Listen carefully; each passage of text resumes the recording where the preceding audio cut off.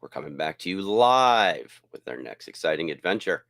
Today, the entire team is back together. We are missing our European contingent. Hopefully, we get them back on the show soon. But in the meantime, we're going to sit down. We're going to roundtable. What is the future of wargaming? We're going to talk about our predictions and where we see the gaming heading. And we'll catch up on the news and other hobby and projects. So get ready, get set. Here.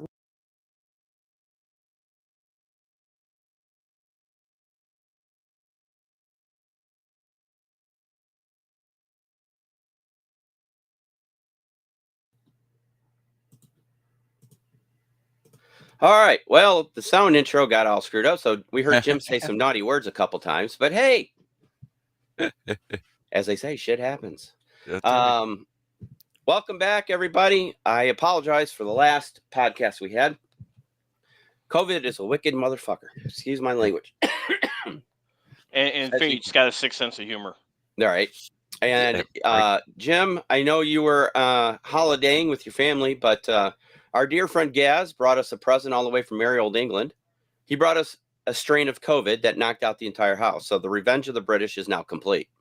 So they sure hold a grudge for a long, long time. Well, it did take him out first. So yeah.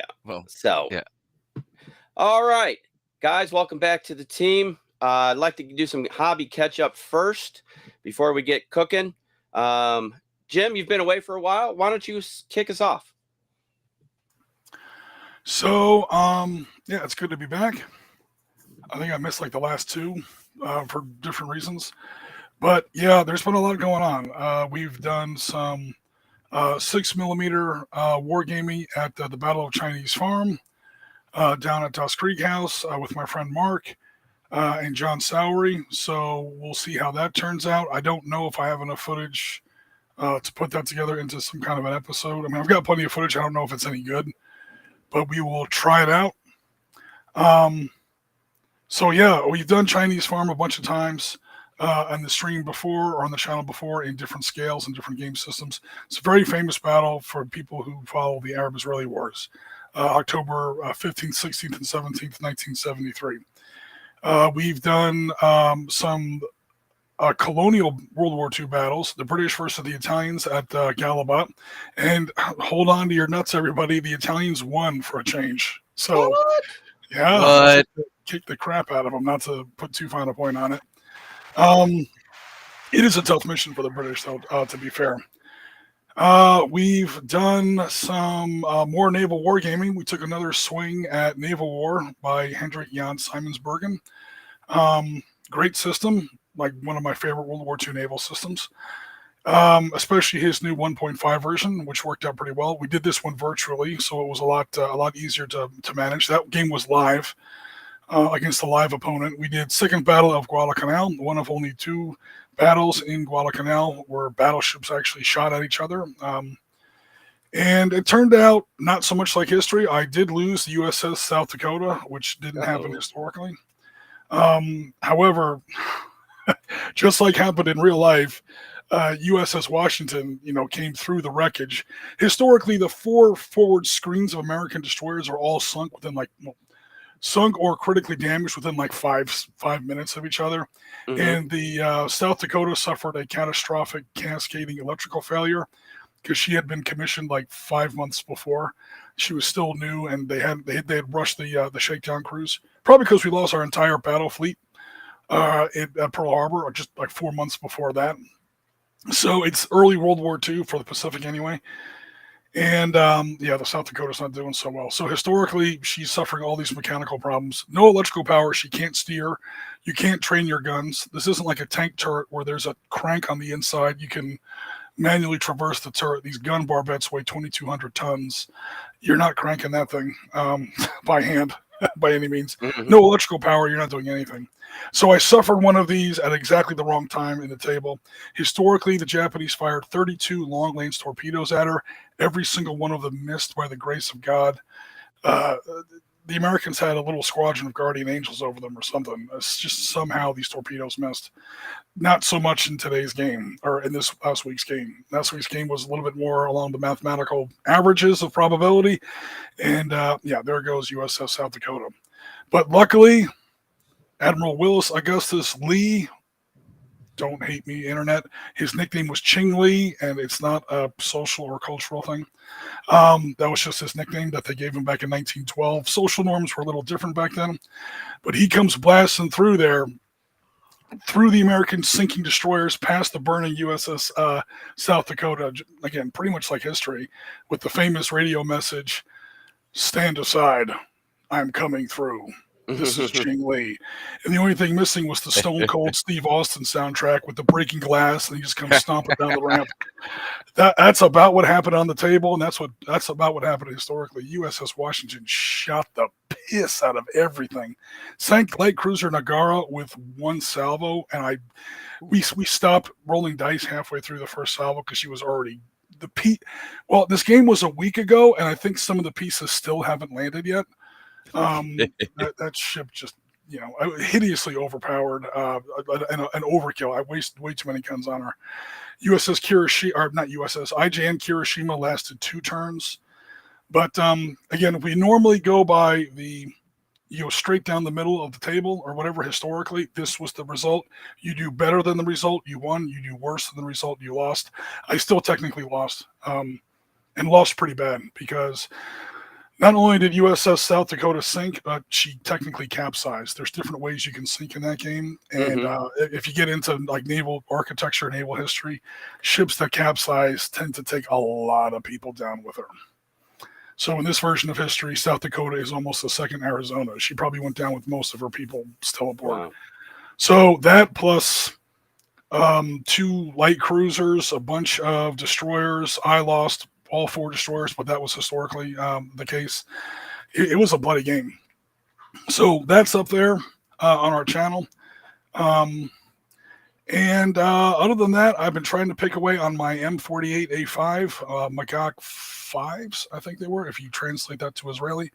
My first attempt with a 3D printed miniature, so far not a fan. Maybe I just got a bad set of prints, I don't know, but I'm not having a good time with it. I mean, it'll be okay. It's terrible. I have clipped off all the machine guns, replaced them with the Battlefront machine guns out of my bits box. Same with the commanders, same with the radio antennas, same with the stowage. I spent like 30 hours cleaning these things, and that's not an exaggeration. Did you order them from somewhere, Jim, or somebody print them for you? I ordered them from a guy who does 3D printing. So, I mean, I know 3D printing has limitations, and maybe I'm just comparing it to, closely to my either Battlefront, Old Glory, or PSC, especially PSC. PSC miniatures. It's, I don't know. But I'm salvaging them, and from 4 feet away, they don't look too bad. It's just when you get them up close, it starts to like, woof. Or maybe there was like I said in the hobby stream, maybe there was a step I didn't miss, or the step that I missed. Although the guy says that they came pre-cured, so I don't think I had to cure them or obviously you have to clean them. But these are resin minis. They must be, because they're almost impossible to clip off with like a knife or whatever. So it's not like soft plastic. Okay. But they don't. Maybe I'm really unfamiliar with 3D printing, so I don't know. I'm total noob at this, and they don't snap like resin does. So like the machine guns are the best example. The 30 cal machine guns of the commander's hatch they literally look like a dog turd. So I take a pair. Go ahead. No, I'm sorry. I was going to say that I without knowing where you got them from, I have to believe it's the quality of the printer or the print itself, because we have printed tanks, armor, and the details amazing. So it must be, because I've seen some of your 6 mil stuff, like probably 6 mils like this. This is 15 mil Cold War tanks, so the thing's like this long, including the gun barrel.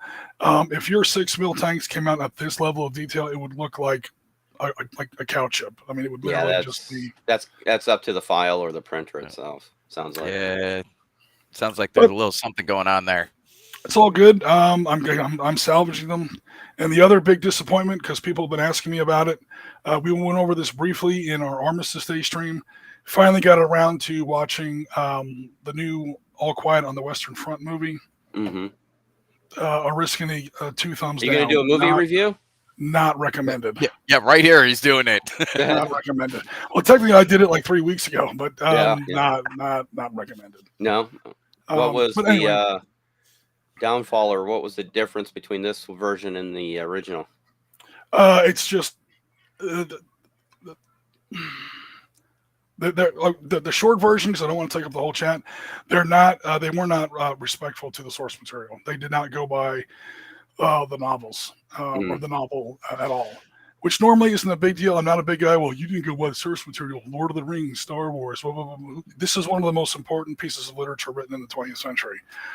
It's one of the first pieces of you were there. Like what it was like to be on the battlefield, written by a veteran, for veterans. And this screenwriter, whoever he was, just pretty much wiped his ass with it. The whole first act isn't there. Corporal Himmelstoss doesn't even appear. The movie starts in 1917 for some reason. And then some of the even the battle scenes, some of the tactics. I don't know who won World War I on your planet, but it didn't happen that way. They break through. They do the whole trench charge or whatever. Okay, that happens a couple times in the novel, and they break into the French trench, and immediately French tanks counterattack, like within 15 seconds. Armor. Nobody used armor in like this mobile counter reserve. It's a World War II movie, is what it is. Okay. They make the same mistakes. They make the same. That's something you'd see in a World War II battle. Infantry would crack the line, and then regiment would have, or division would have, like that one battalion of tanks in reserve, and they would respond with that. They'd be there like within 15 minutes or something. That's not how they were using World War I, like at all. And then the French are using flamethrowers that come out of nowhere. I'm like, I don't know when the French got, or any army in World War I, to be fair, got that tactically agile with no radios. No, it just didn't happen that way. Won't spoil anything, but everybody who dies in the movie dies in the book. So that's, somewhat correct, but they change all the conditions under which these people do die. They change how they die. They change why they die. They change the context of every significant event in the movie. And it is, if it had just been, hey, like 1917 or Dunkirk, if it had been like a net new, hey, here's World War I, as you've never seen it before, from the German side, and they just made like a movie called, A Day in the Life of World War I or something like that, it would have been okay. There would have been little nitpicks here or there, but when you base something on a novel that important, you really have to pay attention to what you're doing. And this guy willfully did not. Whoever the director or screenwriter, I don't know about that kind of part of it, but it's very bad. Gotcha. That's disappointing to hear. Yeah. Anything else hobby-wise, Jim? That was enough. Yeah. Yeah, that was quite a bit. So, you have something coming up tomorrow? I'll definitely come up with something tomorrow. I'm not 100% sure yet what it's going to be. But okay. Yeah. All right. Tomorrow at 12, we'll be live again with either some more hobby. I may show off some of these tanks because they look with a nice, not the best camera, and from 4 feet away, it's actually not too bad. Gotcha. Either that, or we'll do some demo, or we'll definitely figure something out. We'll definitely be live tomorrow. All right, sounds good. All right, Marty, why don't you hit us up? All right. Well, let's see. What have I been working on? So I did some not modern stuff. I've worked on some Lord of the Rings things that I've had, but Wednesday night I did the live stream, and I started on a project where I'm making a picture frame game table. So it's, I don't know, it's a 2 foot, not quite 2 foot by 3 foot, like 20 inches by 32 inch frame. And I laid the foundation for that.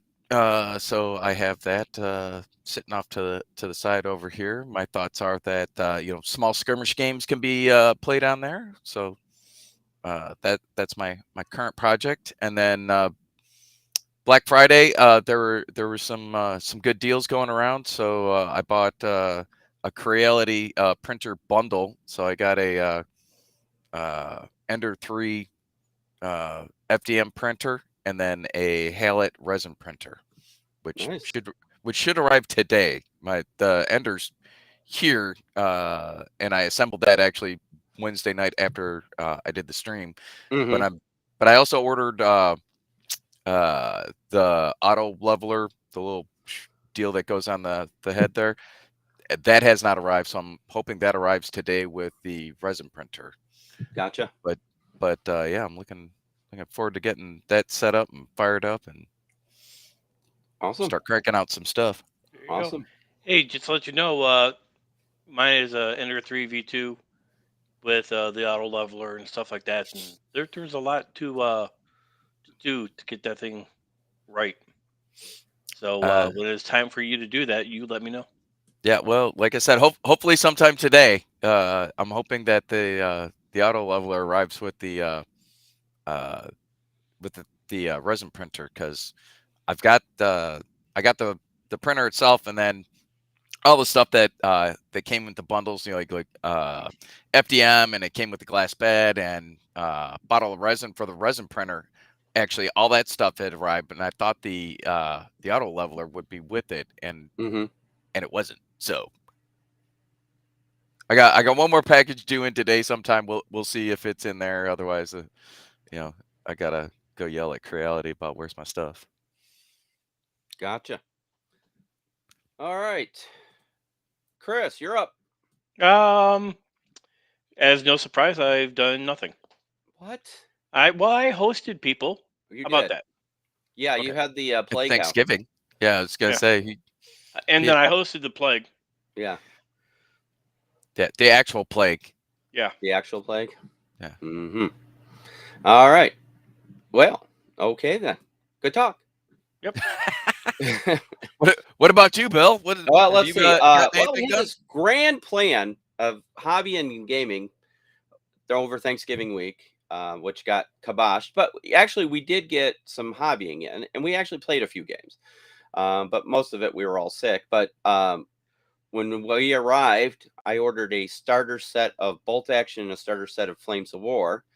And we got the Flames of War set all painted and based. It was ready to go. Never got to play it. So, Chris, if you get a chance, if you could take some pics for us and post them up on the Facebook page, I would appreciate it, or send them to me and I'll do it.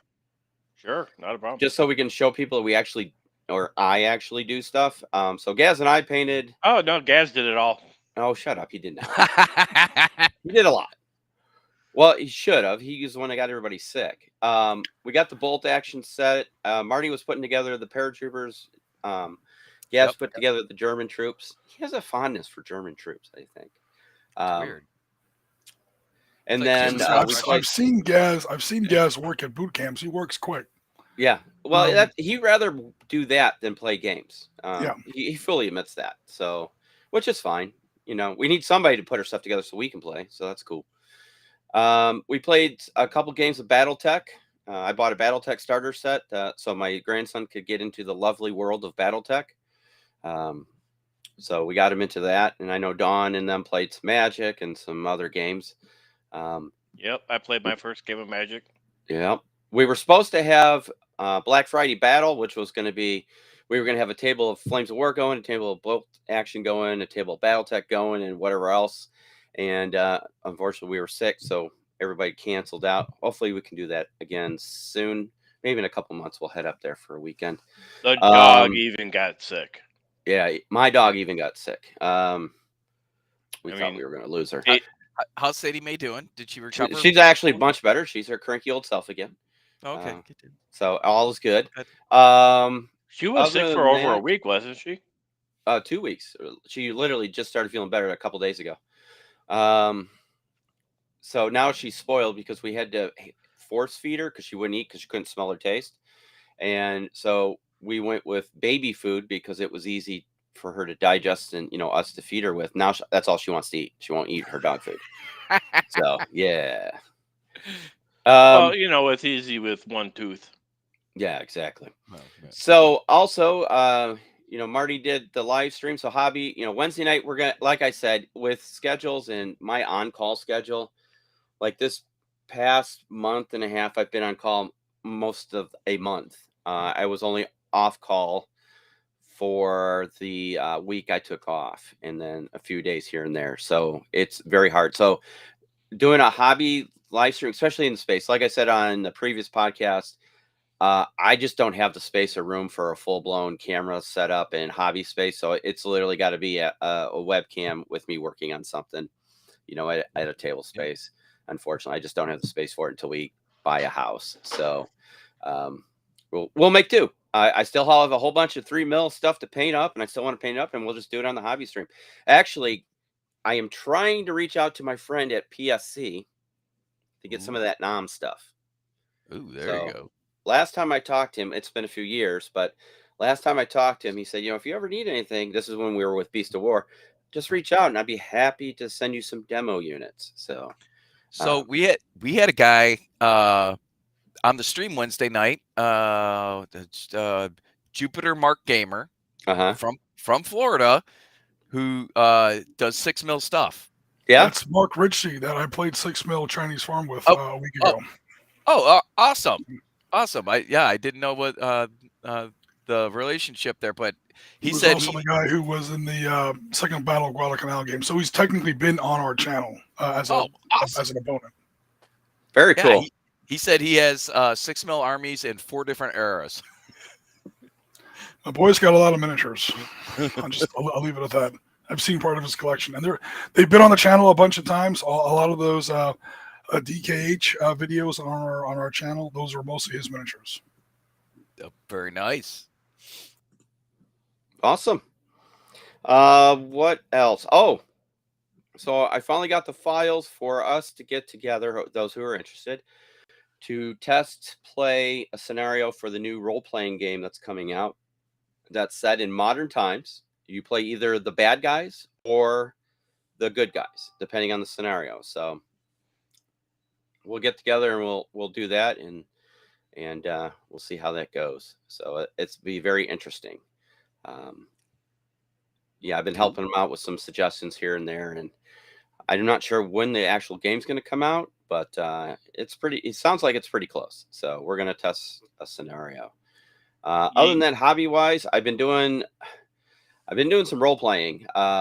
Been playing some OG D&D on Monday nights with my boss. He's a big gamer. He's actually a fan of this show. Scott, you're out there. Hiya. And he actually knew of Dawn and I from our old Beast of War days. So, yeah. And he still hired you? Yeah, I know, right? I was gonna say, did that affect anything? So, anyway, so that's that. Yeah, I'm hoping to get some of that PSC NOM stuff. I want that Huey so bad. I really do. Dude, Rubicon, I think, sold out of theirs. What? It's Rubicon models, not PSC. Rubicon models. I don't know why. I think Jim said PSC, and I got that. Bro, they had one left as of yesterday. I am sure it's gone. Dang it! All right. PSC actually was doing. I don't know if you reported on it yet, Marty, but they had the North Hag set. They have the Centag set now for Battle Group. So.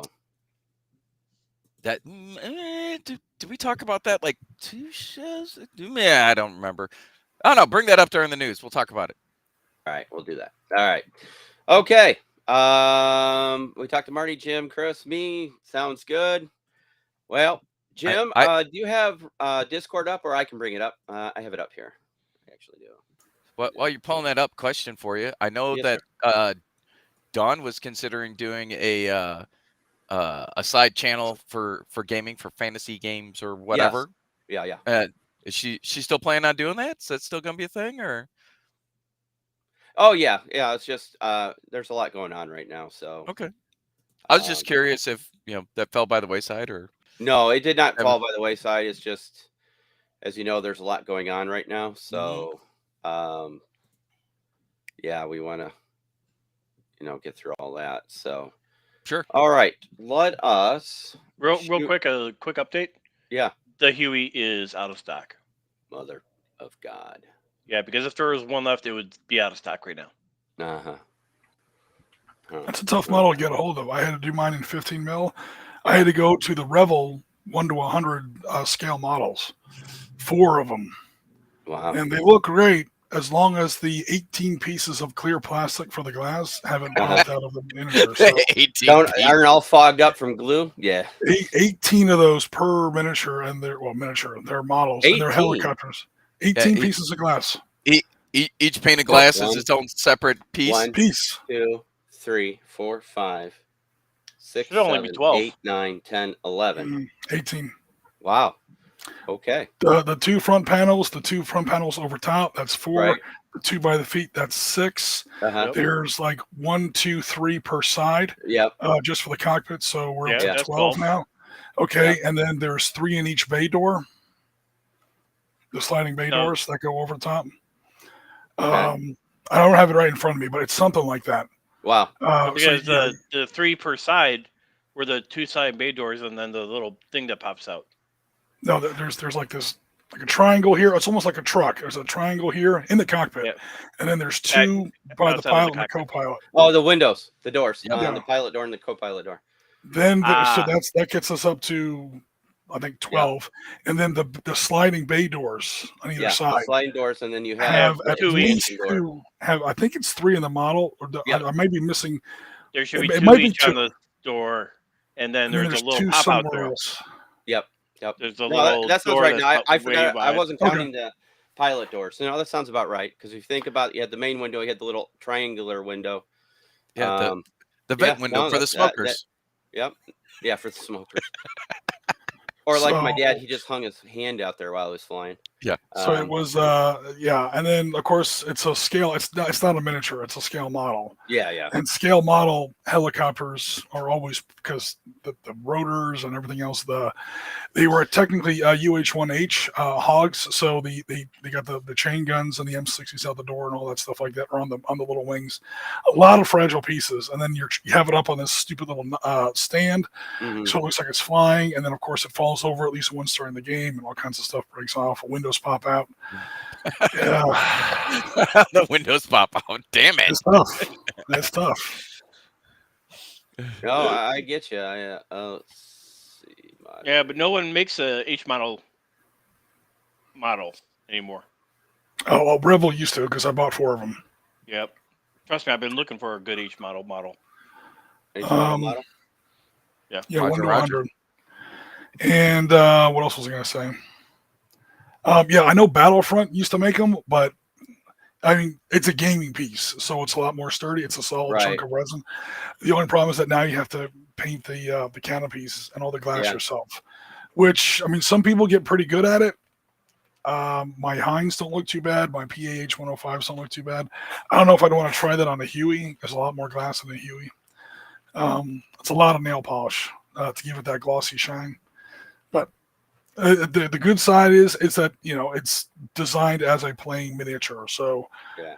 put it in a box, take it out of a box, put it on a stand, it falls over on the table. Nothing's going to break. Those Revel models, they look great as long as they're sitting still. They look great in the display case. Mhm. But damn, when you try to use them as actual gaming pieces, you got to be really careful. Yeah. Yeah. All right. Discord. Let's show some Discord, shall we? Share screen. Window. Chrome tab. Where are you? Window. No, not that one. Entire screen. Hold on a minute. Gents. Come on now. I know, right? Okay. All right. Hey now. All Hey right. now. Okay, so if we look here, we go to the hobby room. We see some terrain features that John is working on. Barbed wire, some sandbags at the base of a mechy, stompy looking thing. Is that a Acadian army, Jim? Do you know anything about? You don't know much about 40K, right? So I think that's Acadian army guy for 40K. Oh, New Kriegs. Those look like Germans from World War One. Well, that's what they're designed to look like. Are they? Okay. Yeah. You I don't think GW got original, do you? Oh snap! That's right. I said it out loud and everything. I'm passively educated in 40K. I mean, I don't like it, but I'm not going to not like something before I know something about it. Sure. All that said, you got to respect some of the work that people Yep. put into their miniatures. Oh, I was most gonna say, definitely. the model, miniatures those def- models def- are well look done. good. Yeah. Yeah. No, excellent paint jobs. Like their Kev here. Yeah. No. Very good. All right. Oh, here's the Ooh. Stompy robot. There you go. Kind of looks like a Yeah. That's think 1947 Star Wars. Walker. Yeah. Or Conflict So 47. that model came out before or after 1982? No, 1980 actually. And then there's some guy named Jim. Oh It yeah. looks like the Americans got their ass handed to them. The kill count is about equal, but technically Is the it? Americans won that game Yeah. or won that battle. So because I only tied on the table, it Mm-hmm. means that I kind of lost the overall Gotcha. game. And here's John. John working in some armored vehicles. Very nice. Yeah, looking good there. We've seen that. Again. A new codex arrived. Historical minis will have to wait a bit. KDS. Yep. Yep, there you go. Okay. And then Tough Ears. Damn. Woo. Look at that banner.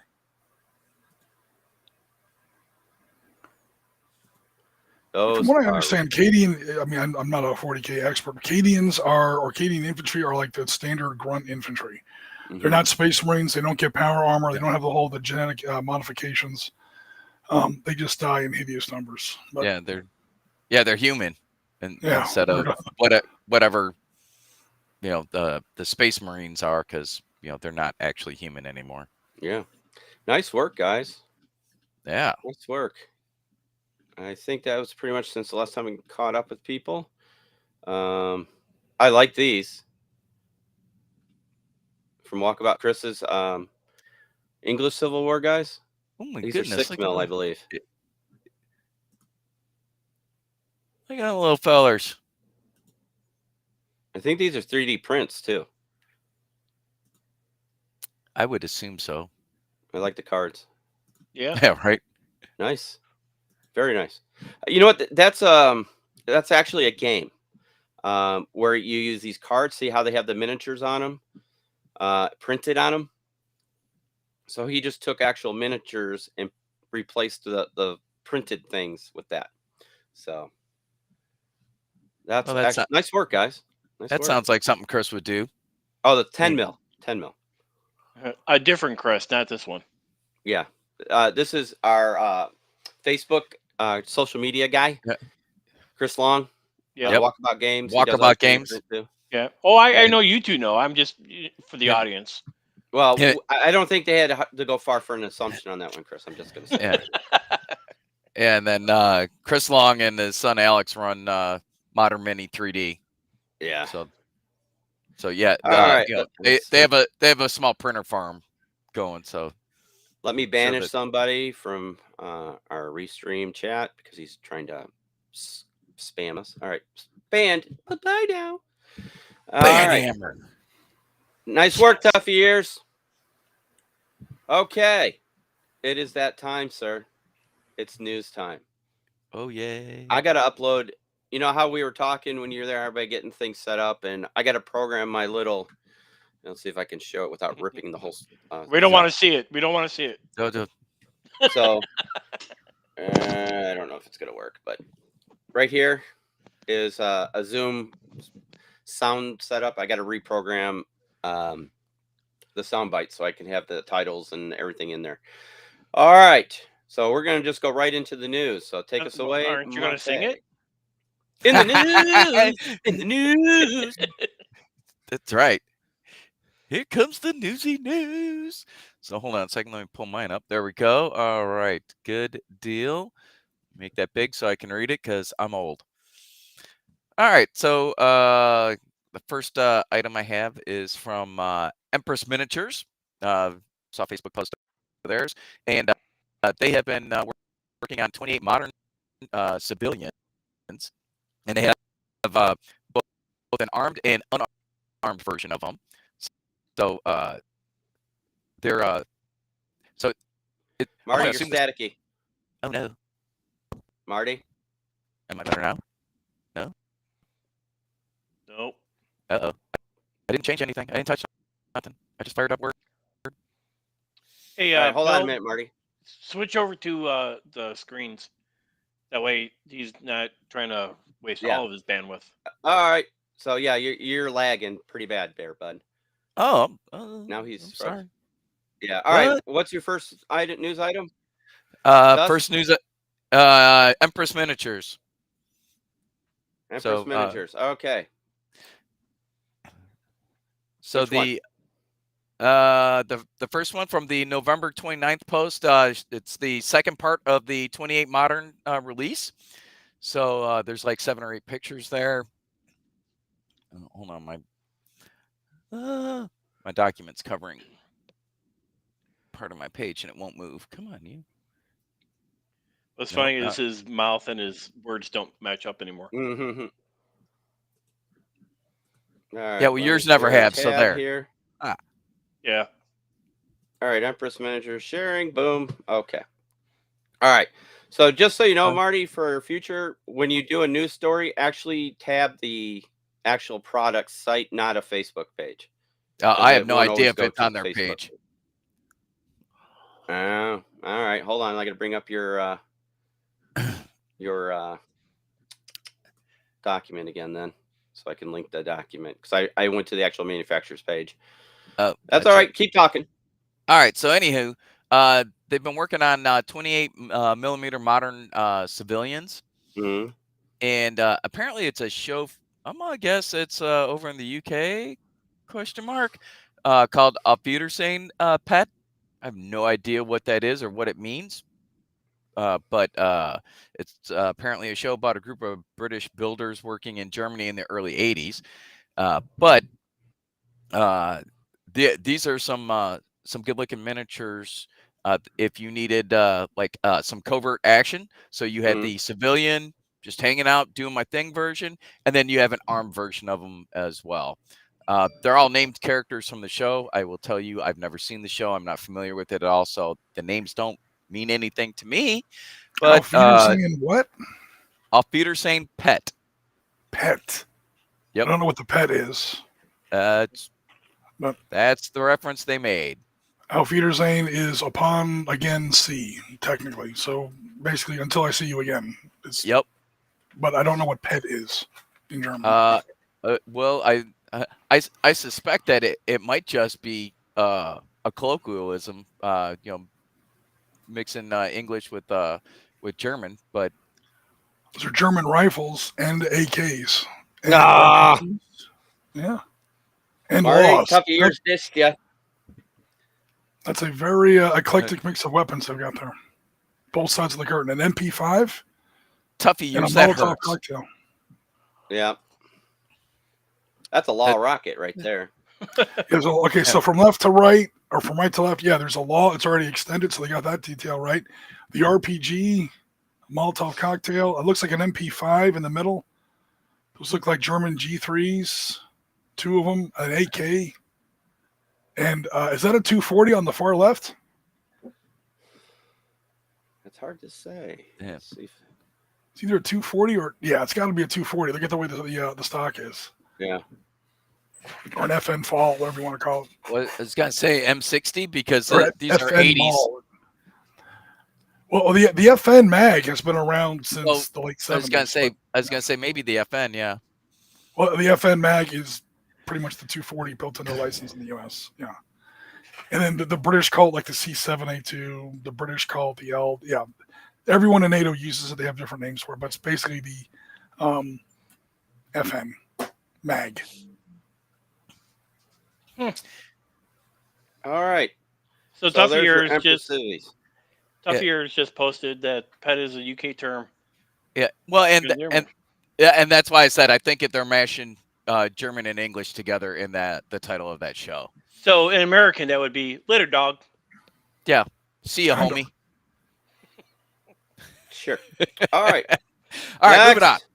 All right, so I don't know if any of you care about this, but I do, so I made mention of it.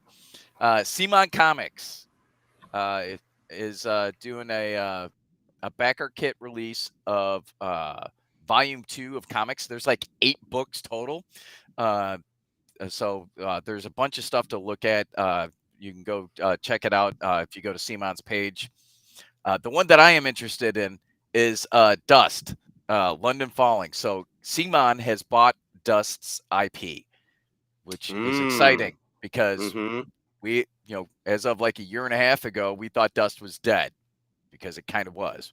Right. However, Technically, the IP has is now owned by Simon. We know that it's been confirmed. They've got a hardback comic book coming out. The book looks great. I mean, if you're into that or any of the other topics, they run, I think, between $25 and $35, depending on which book you're getting. The Dust book is London Falling. It's $25. Along with that, 8 figures, which they say for a new Dust game, and this is and that's pulled off of their backer kit announcement. That's not my comments. That's theirs. Right there in black and white. More information to be announced. What I will tell you is that so they've got shipping all over the world, right? So they've got it in the UK, in Europe, in Australia, in the US, in Asia.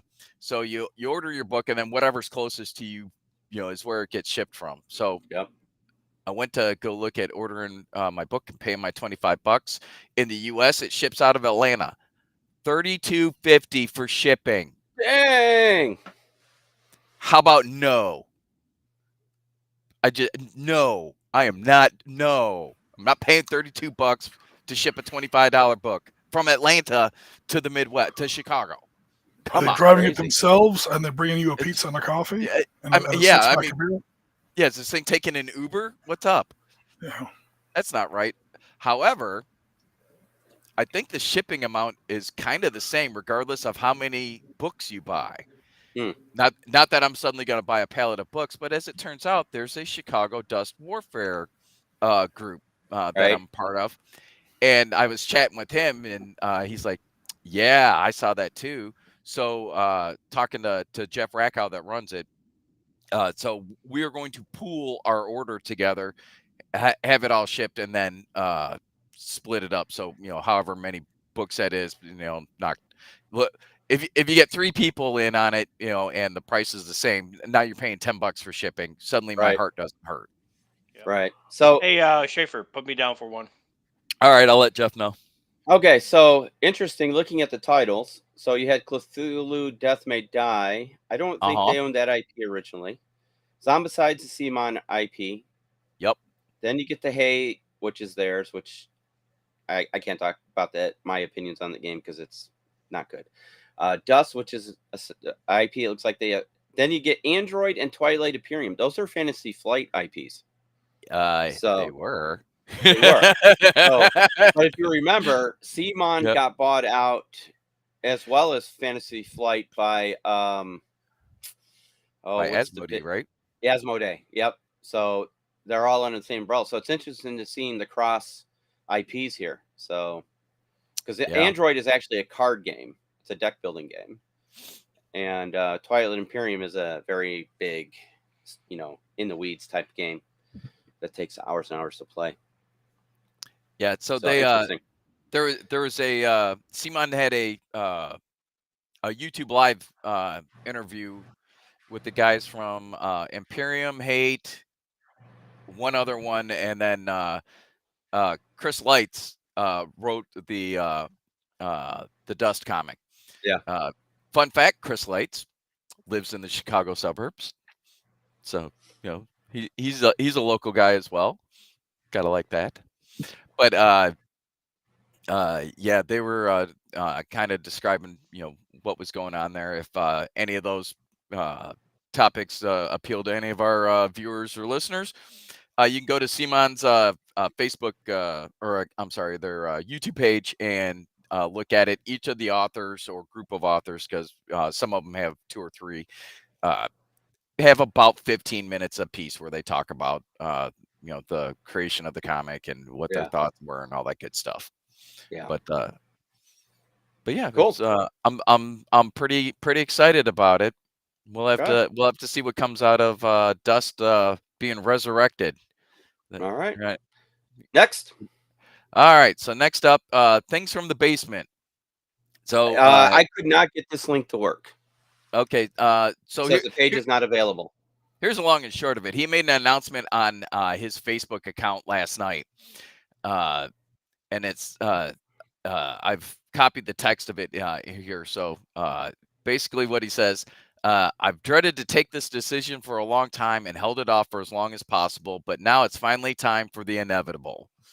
And when I got that far, I'm like, oh my God, he's going away. No, he's not. The effects of the pandemic, worldwide supply chain issues, rising energy costs, and inflation in general are taking their toll on my business as well, which I cannot cover any longer. So effective January 1st, 2023, prices for most laser cut kits are going to increase 10 to 20%. He says, until then, current prices are still valid. Thanks for your understanding.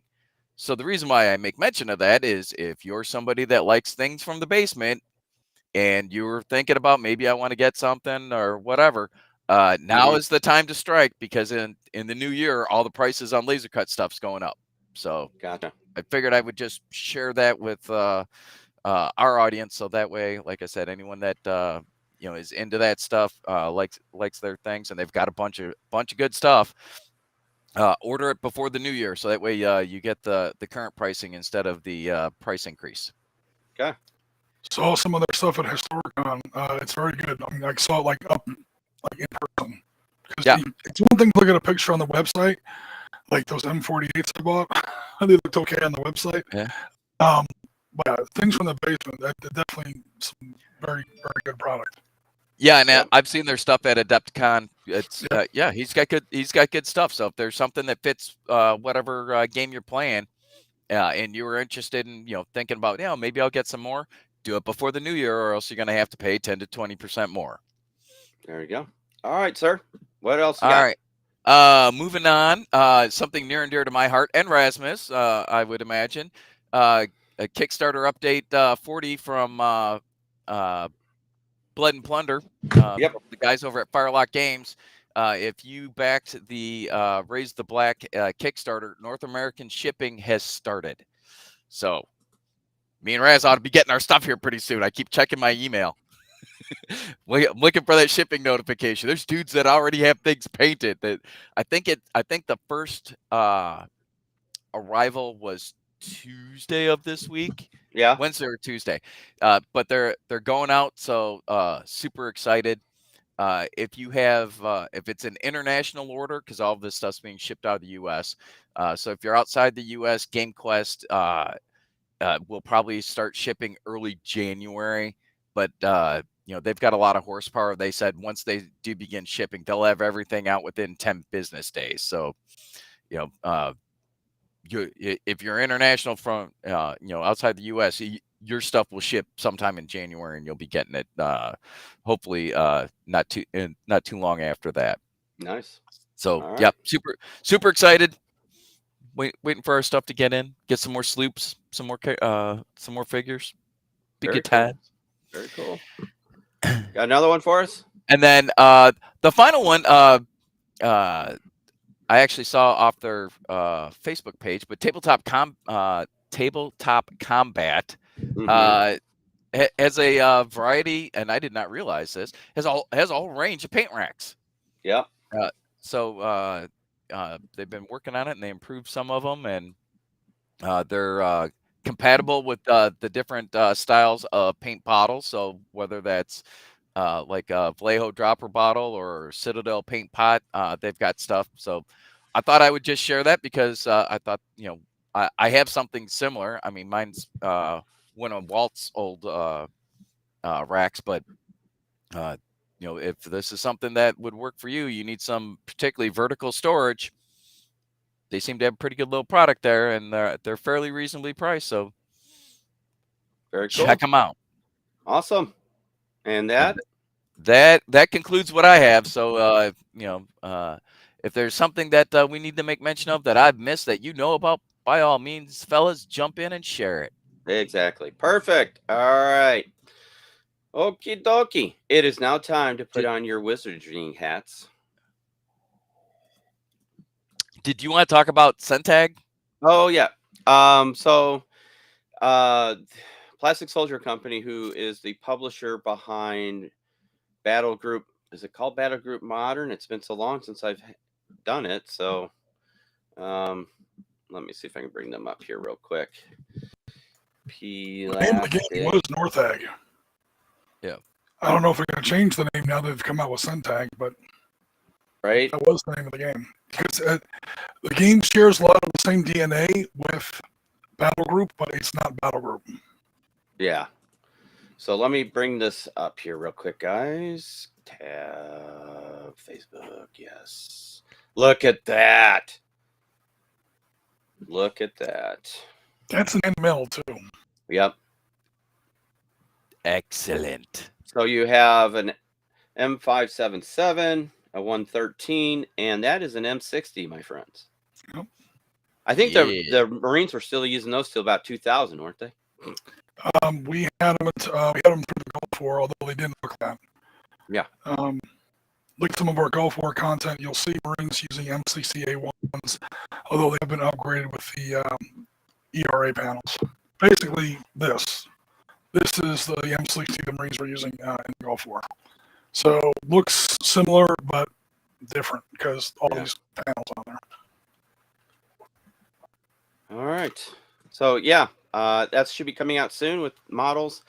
That'll be awesome. It'll be interesting to see what the range is going to include because this is, theoretically an 80s time frame.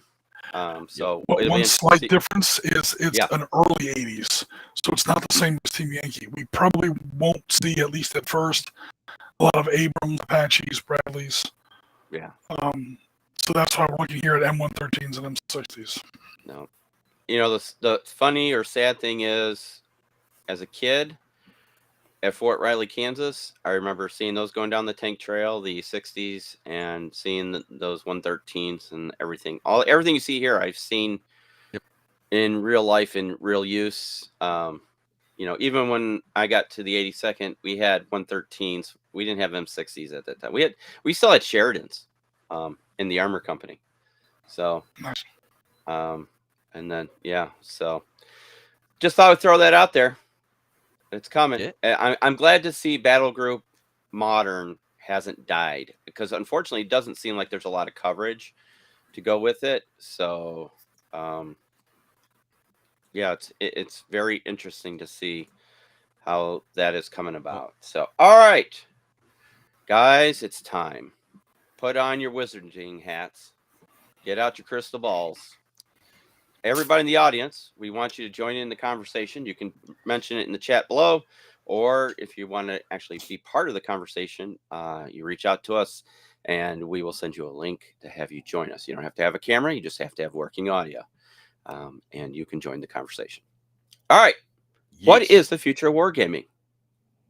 Where do you think you see wargaming heading in a year, 2 years, 5 years, whatever time frame you want to expand out to? Where do you see wargaming as we know it heading in the future? I'll start off the conversation because I know I threw this to you guys as a late curveball. So here's where I see it. Unfortunately or fortunately, depending on who you are, I see a lot more virtual gaming going to happen. As people say they get less time, they want something that's easy to play, quick to play. And with VR becoming more and more commonplace, I do tend to see wargaming going virtual. You put on a VR headset and you can manipulate pieces and everything in a virtual world. I know we have like Tabletop Simulator. It's quote unquote virtual, but it's not that easy to use. And you might even get to the point where a war game in VR, you can have a first-person view you know, from the cupola of a tank to see if you have line of sight or whatever, you know, it's almost going to blur the lines of a video game, right? Because we already have those things in video games. On the other extreme, I see physical wargaming companies stop producing models and producing some kind of DRM files that you purchase so you can buy minis that you print at home. And like the rules and everything will go PDFs or whatever. I don't see a lot of physical assets going to be made out there. It'll be mostly print files that you would build or print at home. You know, because now people have a laser cutter in their living room. And 3D printers. So, you know, it's becoming commonplace. So that's kind of where I see that part of wargaming going. I don't know what you guys think. Well, I don't think they'll ever get rid of the boxes of miniatures. I mean, they might get reduced, but there's still going to be people who don't have the printers at home. Now they live in a trailer by the ocean, and they don't have the room for that. Shots fired. Hey. Was that for the laser in your living room crack? I mean, it's a beautiful trailer. I mean, it really is. It's not a crack. But I mean, speaking in general, think back to the 80s. Oh, dear God. Right? When VHS and everything came out. Right? Yep. Beta was not every better, household. They're too expensive. They're two things. Not every household's going to get one. And then 5 years later, everybody had a VHS. Right? So am I saying everybody in the world's going to have a 3D printer? As it is right this second, no. But it could become very commonplace outside of producing gaming pieces. It could be that's how you get your plates and cups. It could be, I mean, it could almost be a world on order. You place an order for this file from Amazon's whatever. They send you the file, or they send it right to the printer, and Amazon creates a printer. You want a mug? Beep, there's a mug, right? So yeah. Hey, speaking of mugs, Star Trek-y. It's kind of weird, you know? Yeah. Speaking of mugs and T-shirts. Yeah, Marty, I know. They were going to be ordered, but we got the plague. You freaking. Anyway, it's weird. You bought a lot of stuff while you were up here.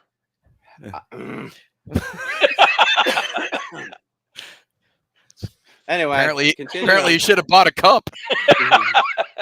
Kicking them in the junk. All right, moving on. So, I would say that I'm of the mind that you are, but maybe it's a matter of degree or time. You know, that maybe it'll just take a long time to get there. But I do think that if they can figure out how to sell an STL, essentially, that you can print yourself, but you're unable to share it, that I think that's really where folks are trying to get to these days. Okay. Eventually, because there are so many 3D printers in our hobby now. However, that being said, there's also, while I was busting GW's balls earlier, GW makes some excellent miniatures. I mean, they have really, really good models, and there are going to be folks that I think still want that experience, and let's face it, GW sells a lot of models, so they're not going to want to give up that market share anytime before they have to. So they're going to, companies like that will do everything that they can to keep going on. Or to like Jim's experience, I could buy that 15 mil model in resin from a company that manufactures it, or I can get it 3D printed.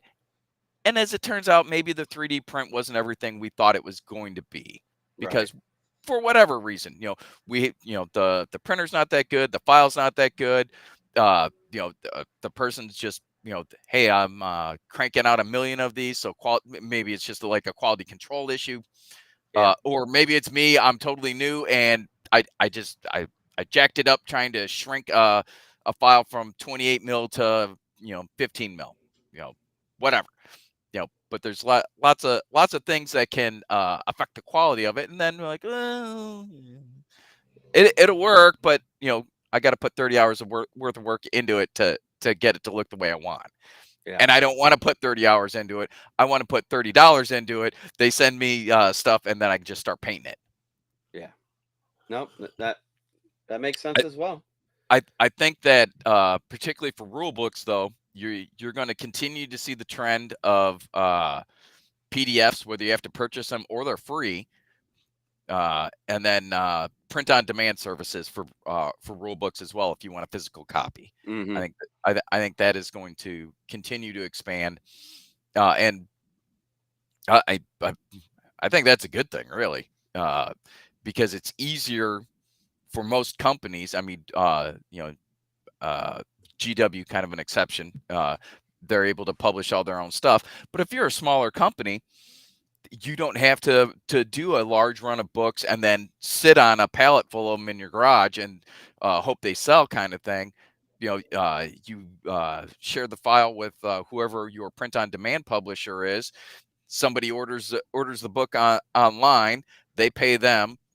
They take care of all of the publishing and shipping, and then they send you your $3 a book or whatever your margin is on it. Right. And that makes life easier for you as the game company.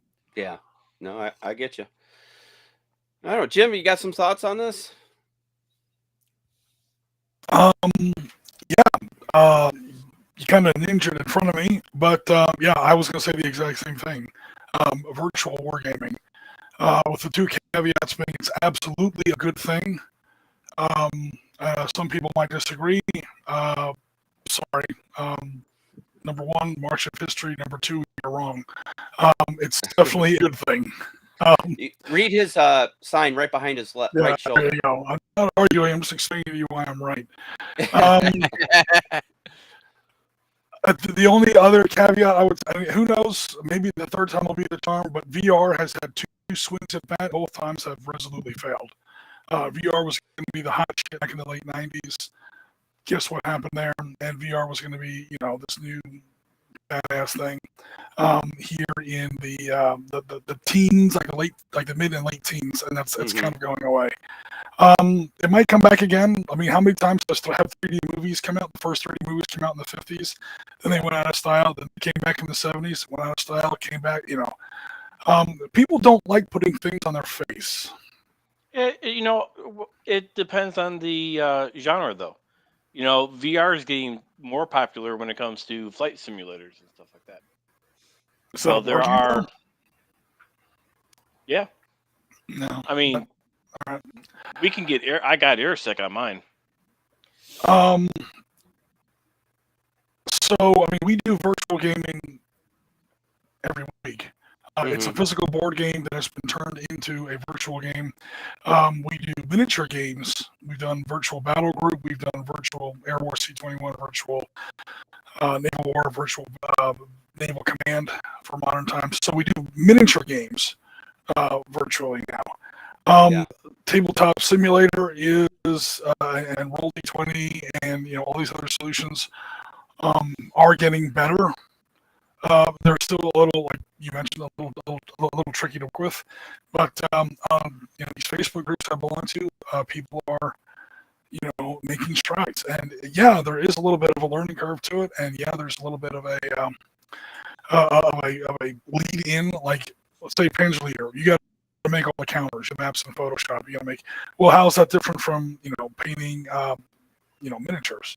Yeah. And when it comes to virtual miniatures, I mean, I've already painted virtual miniatures. You get a 3D model, and someone says, can you paint this?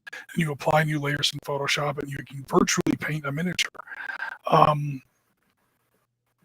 I've done it for people already. It's not that hard. I've done it in photographs. Hey, I've got a photograph I want to feature in this article, but it's not painted. Take the picture of the miniature. I'll paint the miniature in Photoshop in the photograph. No one will ever know. Right.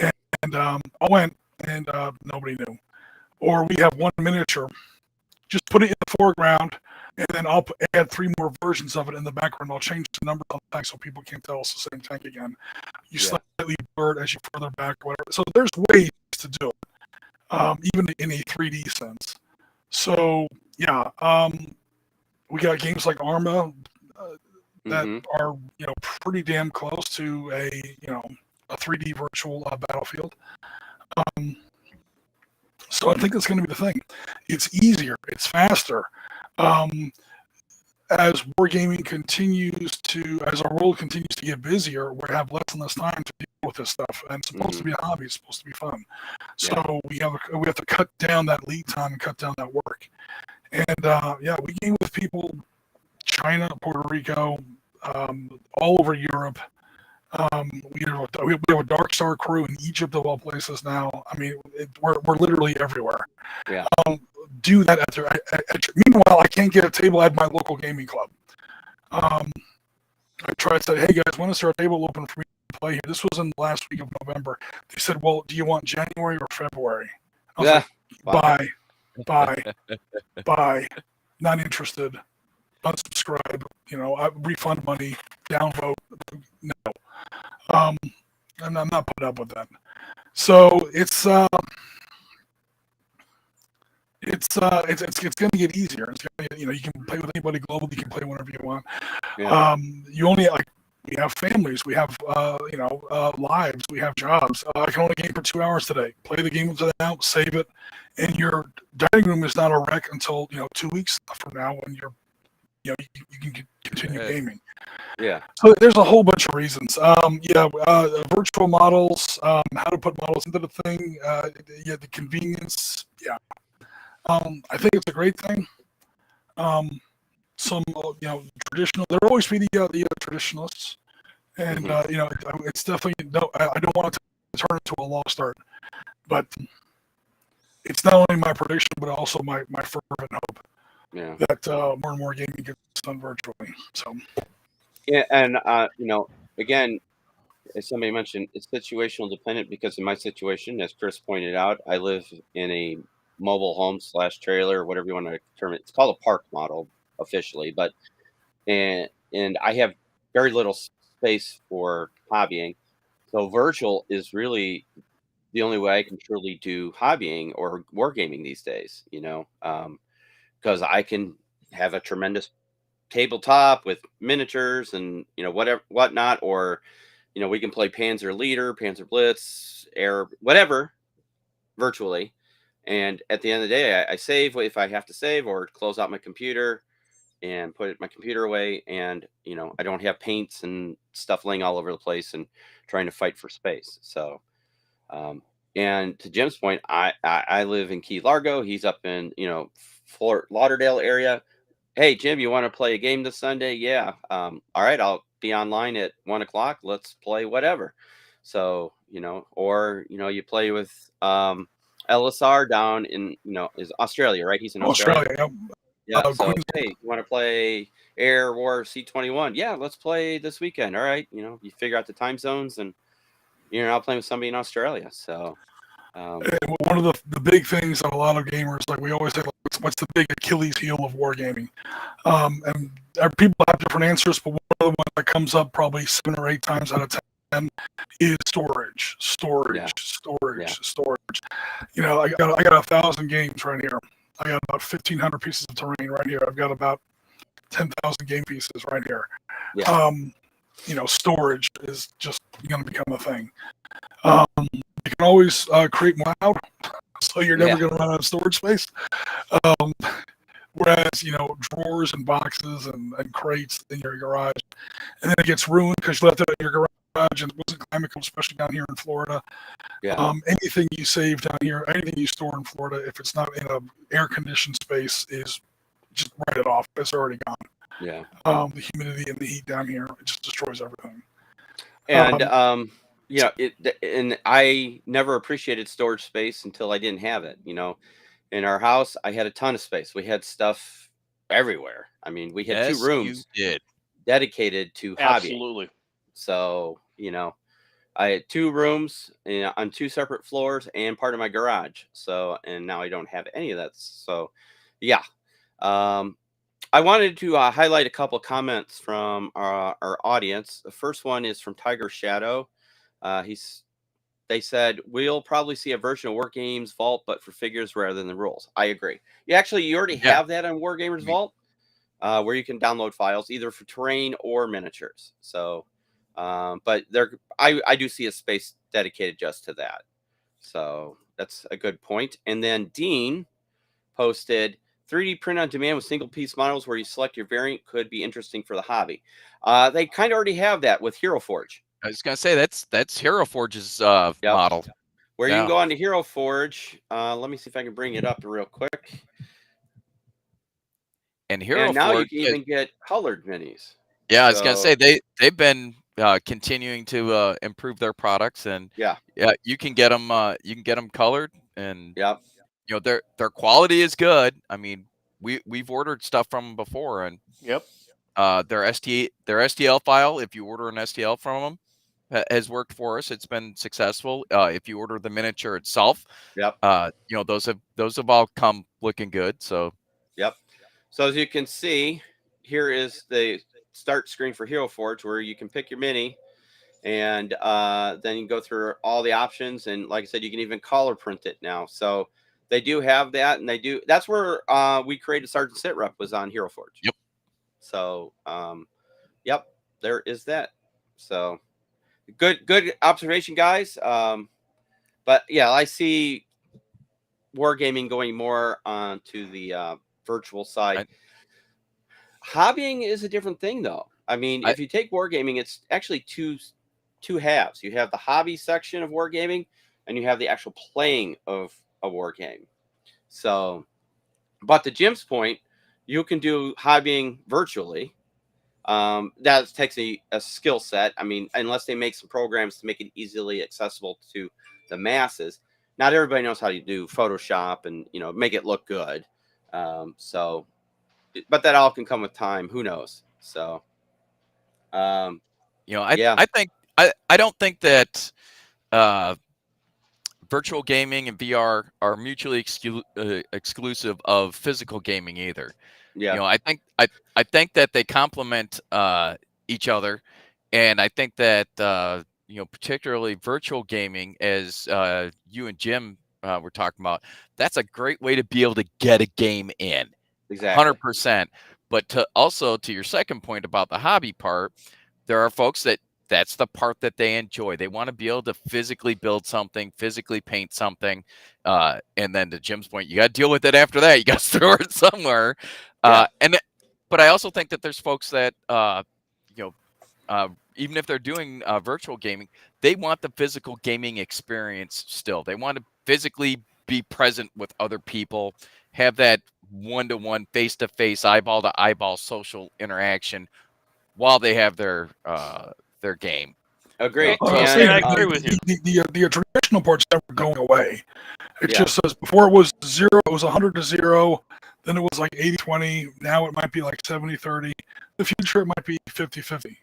Yeah, 100%. Yeah, I agree. Well, not 100%. Honestly, I agree with you. Yeah, definitely. What I see is, if you look at, we'll take the UK for example. They have a lot of gaming clubs where people pay a monthly fee. They share a space. I got somebody landscaping outside my house.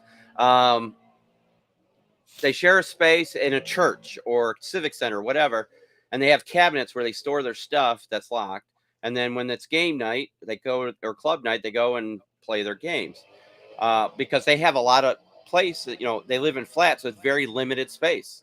Right. So I could see that happening here as well. Yeah, we were talking to Gaz about that. Yeah. Because we were telling him about the store that we have by us now, Critical Yeah. Grind. Shout out Yeah. to local, and Dana and Sean. Yep, we're gonna see. We might see more of that stuff show up, and if not, they'll work with a lot more of the local breweries and stuff like that. To hey, we'll have a game night over at your place. Yeah.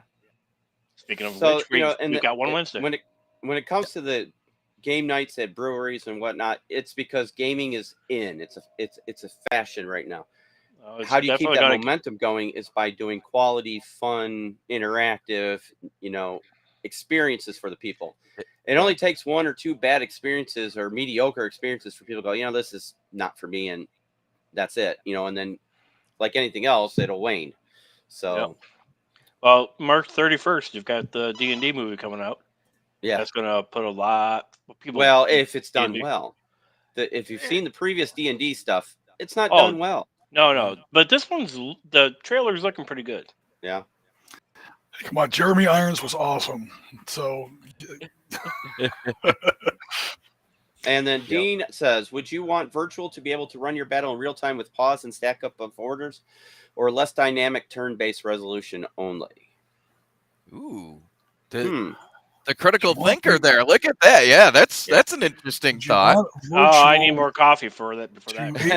To be able to run your battle in real time. Yeah.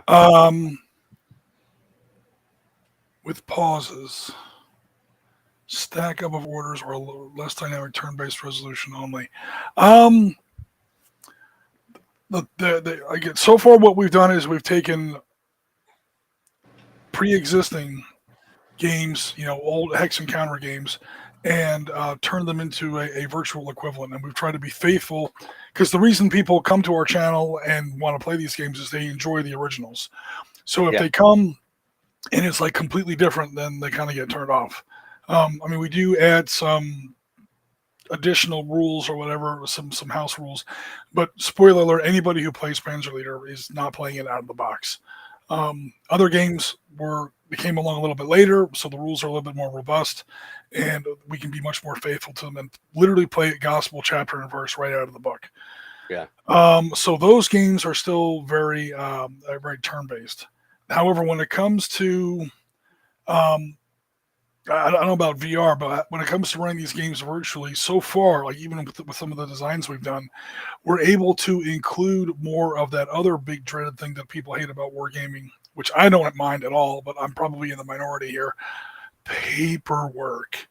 Well, first of all, it's not that hard. And second of all, if you've got gaming in the computer, gives you a lot more leeway when it comes to things like phased initiative or other rules features that make it a little bit less turn-based, a little bit less you go, I go, a little bit less traditional, rules model, and it makes it a little bit more, I don't want to say realistic. No war game is realistic because no one's really shooting at you. But it's, the rules dynamic becomes a little bit more, at least academically, more tactically realistic. Yeah,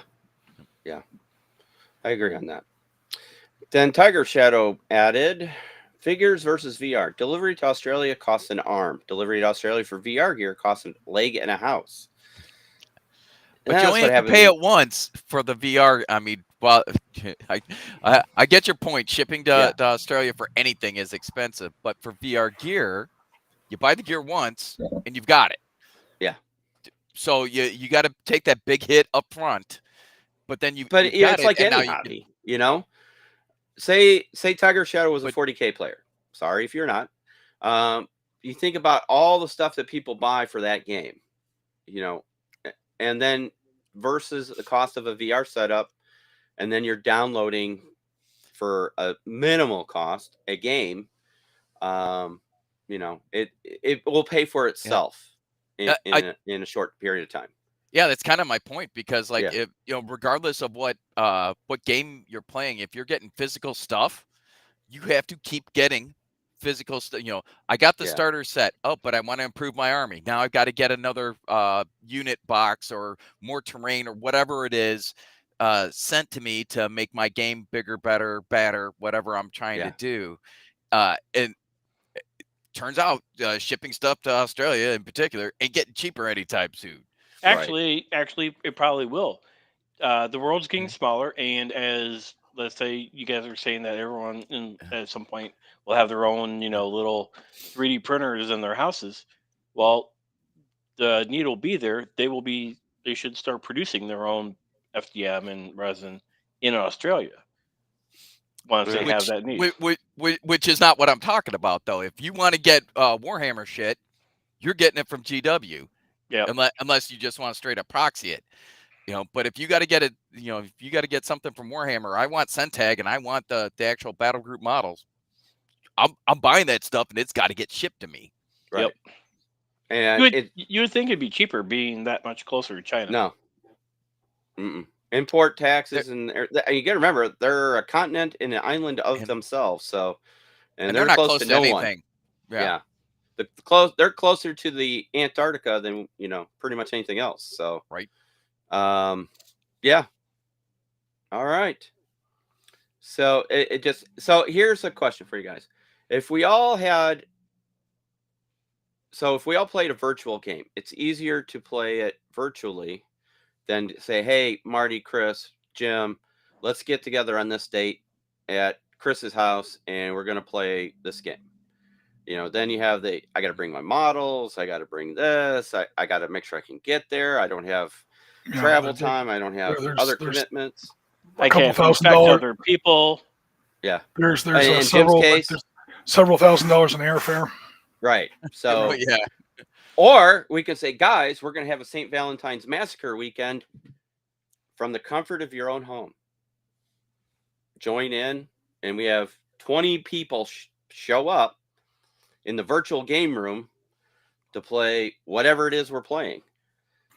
So if people didn't mind playing a game that had already been played, a scenario that had already been played, we could be playing Valor and Victory in about 15 minutes. Right. All 5 of us. Yeah. Yep. Or 4 of us, yeah. Yeah. So he sees you twice, Chris. Yep. All right. Cool. All right, guys. Well, we're going to go ahead and wrap up the show. We thank you for joining us. We thank you for all the comments. We thank you for your support.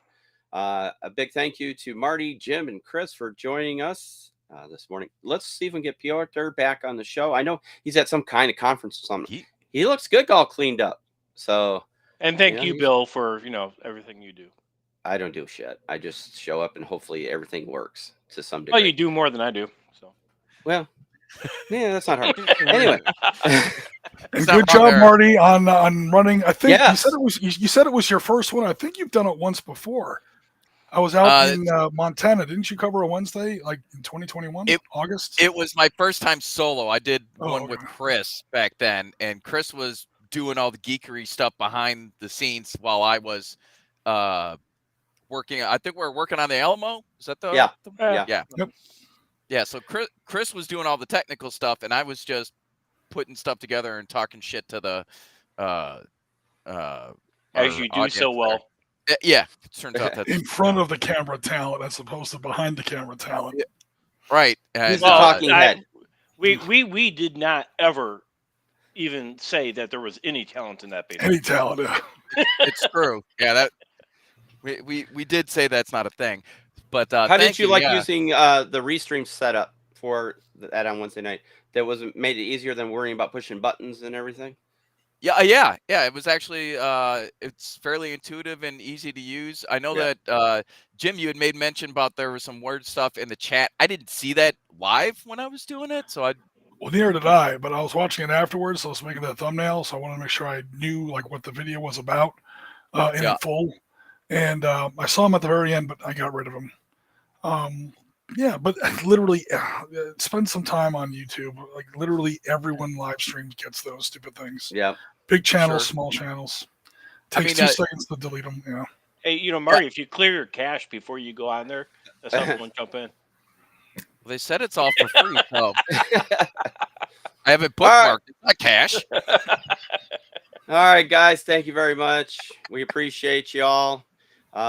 Make sure you catch up with us this Wednesday for another hobby stream. And Jim's sounds like he's going to be doing some hobby stuff tomorrow. Jim, I sent you a thing on Discord. I got dibs on your next Wargaming Sunday. So I remember, and I gave it a thumbs up. To do a war game. I'll let you pick, and even if it's something I've never played before, I will give it my best shot. No worries. I did see that message and replied. Yep. Okay. Perfect. All right, guys. I want you all to take care. Have a great week, and we'll see you on the next show. Bye-bye.